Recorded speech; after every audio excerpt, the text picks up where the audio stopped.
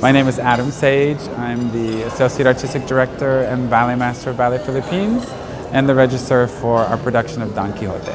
I think this was chosen because we have not, it's been some time since we've done this ballet. It's a really good ballet, I think, because it's a high energy, a good feeling story. You'll leave the theater, you know, snapping your fingers and humming the music. So I think it was really a choice of trying to finish on a high note story-wise and production-wise versus something that maybe is a little heavier like Giselle or Romeo and Juliet. Yeah. Okay. I think, like I said earlier in the press conference, this is a once-in-a-lifetime chance to see somebody who will not dance forever, who is a phenomenal artist and a phenomenal person. I think this is very good for not only the audience, I think it's very good for the dance community here, for students and teachers to be able to bring their students to come and see this. Most of these dancers in this age range, which would be in their 20s, grew up watching Joseph dance and only have ever seen him on their phone, on their computer. And I think the overall biggest thing is for the company members and apprentices and scholars all to get to see him actually work in class, work in rehearsal, and to see the process of taking it from class to rehearsal to the stage to performance.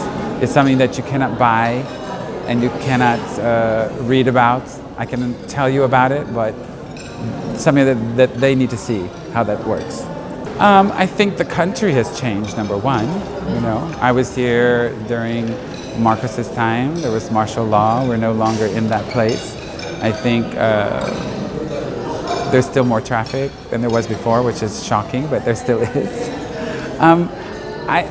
Change is a really hard word for me, but I think the difference is probably the dancers themselves. I think technically, overall, they're stronger, but that should be after so many years.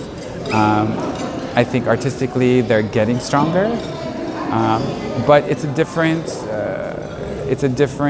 they're a different animal than we were at that time, for lack of a better word. We were much more left on our own to survive and get it done. But this is true of young people in general.